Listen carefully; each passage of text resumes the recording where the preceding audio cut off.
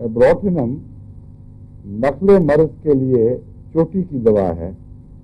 سب سے پہلے ایبروٹینم کا نام ذہن میں آنا چاہیے. خصوصاً وہ امراض جو بعض دفعہ ساری زندگی کے لیے ایک انسان کو جگہ منتقل کر کے بعض فوائد سے بعض اہم انسانی ضروریات سے محروم کر دیتی ہیں. مثلا ممز ہیں یعنی کنپیڑے اس طرح یہاں نکلتے ہیں. وہ اگر ٹھنڈ لگ جائے یا دوا کے ذریعے ان کو دبا دیا جائے تو وہ منتقل ہو جاتے ہیں نسل پیدا کرنے والے عوام کی طرف. اور اگر وہ ایک دفعہ وہاں منتقل ہو جائیں تو پھر کوئی علاج نہیں ہے ان کا, ہمیشہ کے لیے وہ سب کلیے مر جاتے ہیں. اور ایسے کیسز جب آتے ہیں جب بعض لوگوں کے بچے نہیں ہوتے, جب پتہ کیا جاتا ہے تو بعض مردوں میں یہ ان کی بچپن کی ہسٹری بتاتی ہے کہ ان کو ممز نکلے تھے اور پھر کسی طرح وہ ٹھیک ہو گئے یا ٹھنڈ لگ گئی تو دب گئے اور تکلیف دوسرے حصوں میں منتقل ہو گئی. یہ ایبروٹینم چوٹی کی دوا ہے کہ جو اس کو واپس لے آئے گی. جہاں مرض منتقل ہوا ہے اس کو فوراً واپس لے جائے گی. اس میں ایک حصے سے دوسرے حصے کی طرف انتقال مرض کی علامت نمایاں ہے, اور ایک قسم کے مرض کا دوسرے قسم کے مرض میں تبدیل ہونا بھی داخل ہے. مثلا روماتزم ہے, وجع المفاصل, گاؤٹ وغیرہ, ان بیماریوں میں اگر اچانک کسی وجہ سے شفا ہو جائے اور دل پر حملہ ہو جائے بڑا سخت, تو یہ بہت مہنگا سودا ہے.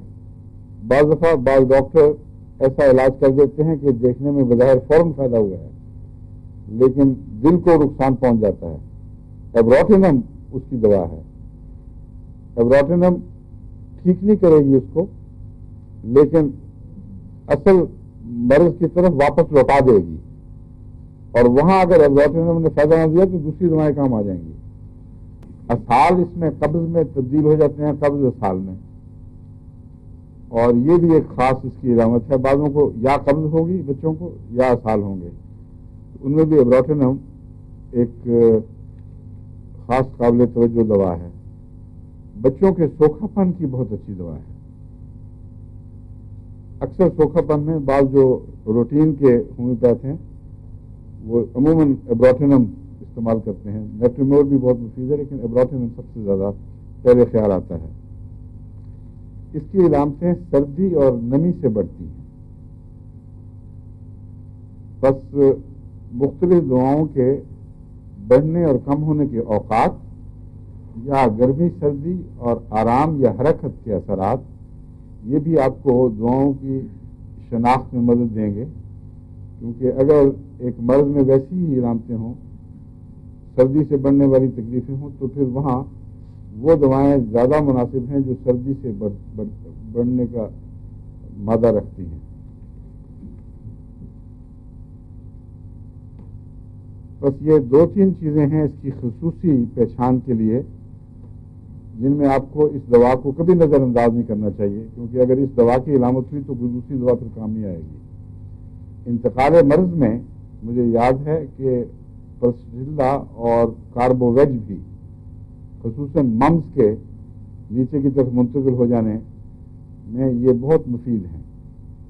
لیکن پلسٹیلا کو گرمی سے تکلیف ہوتی ہے, اس لیے وہ فوراً پہچانی جائے گی. کاربوویج کی اپنی بعض بنیادی علامتیں ہیں جو اس میں نہیں ہوں گی.